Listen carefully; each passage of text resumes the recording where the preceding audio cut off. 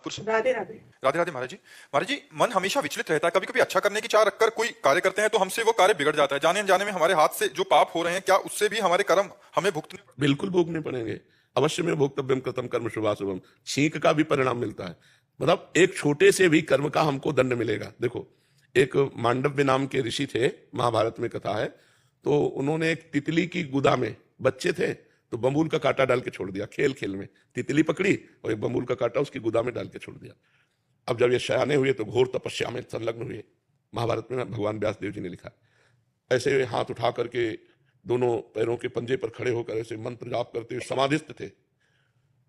कुछ चोर लोग राजा की संपत्ति को चुरा करके भाग रहे थे, तो राजकर्मचारियों ने पीछा किया। तो उन्होंने सोचा संत के आश्रम में अगर हम छुप जाए तो बच जाए। तो आश्रम में जाते हुए राजकर्मचारियों ने देख लिया और वहीं जाके छुप गए। तो माल सहित चोर पकड़े गए। राजकर्मचारियों की बुद्धि में भ्रम आया और बोले नाटक कर रहा है तपस्या का, ये चोर पालता है और चोरी करवाता है। उनको भी बंदी बना लिया। अभी उनको होश ही नहीं है। राजा के सामने ले गए। राजा ने हुक्म कर दिया, सूली की सजा उस समय चलती थी, सूली की सजा दी जाए। सूली की सजा होती है उसको ऊपर से ले जाकर गुदा के निशाने से ऐसे पटक दिया जाता है। तो भाले जैसा एक यंत्र होता है, उसमें घुस जाता है गुदा में। अब वो तड़प तड़प के कितने घंटों में मरेगा, वो क्षमता होती है।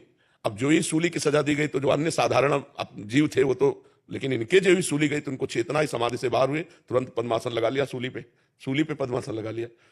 अब जब दूसरे दिन अन्य वध करने के लिए लाए गए तो पुराने वाले उतारे। जो ही देखा कि महात्मा वो भाग करके गए, बताया तो गाय आगे करके बड़ी नम्रता से उनका, महाराज मुझे पता नहीं था कि आप संत हैं, आप कृपा करो। बोले मुझे इससे मतलब नहीं, तेरे को कोई दंड नहीं, हम सीधे यमराज को दंड देंगे, क्योंकि निर्णायक वहां से निर्णय होता है ना।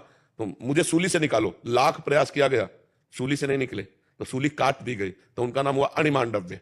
और वो तत्काल अंतर्ध्यान होकर यमपुरी पहुंचे और यमराज से कहा, ये किसकी सजा है, ये क्यों सजा दी? क्योंकि जब से मुझे होश है तब से मैंने कोई पाप नहीं किया। पूर्व का है या वर्तमान का है? तो उनका बच्चापन की अवस्था का है। 8 वर्ष के आप थे, एक तितली की गुदा में कांटा डाल के छोड़ दिया था, तो तुम्हारी गुदा में सूली डाल के काट दी गई, निकली नहीं। तो उनका पहले तो 8 वर्ष के बच्चे को शुभ अशुभ का ज्ञान ही नहीं होता। आज से मैं नियम बनाता हूं कि 14 वर्ष की अवस्था तक के पहले के किए हुए पाप नहीं लागू होंगे। वो आज भी है। 14 वर्ष की अवस्था के पहले के पाप यमराज के यहां दंड नहीं। अपने शायद भारत सरकार में भी उसको विशेष दंड नहीं माना जाता। नाबालिग के उसमें छोटे मोटे सजा दे करके उसे मुक्त कर दिया जाता है, उसको सुविधा दी जाती है। हाँ, सुधार की सुविधा दी जाती है। तो ये यमराज के यहाँ नियम बना दिया और कहा, तुम यहाँ यमपुरी में बैठे आनंद ले रहे हो, मृत्यु लोक का तुम माया जाल जानते नहीं, इसलिए मैं साप देता हूं, 100 वर्ष तक तुम मृत्यु लोक में मनुष्य बनकर विचरण करो। तो वही विदुर जी के रूप में यमराज जी आए, साक्षात यमराज जी विदुर जी के रूप में। तो धर्मराज के अंश से युधिष्ठिर जी महाराज आए। तो मांडव्य ऋषि 8 वर्ष की अवस्था में तितली के गुदा में कांटा छोड़ा तो उनकी गुदा में सूली धसी कि नहीं धसी?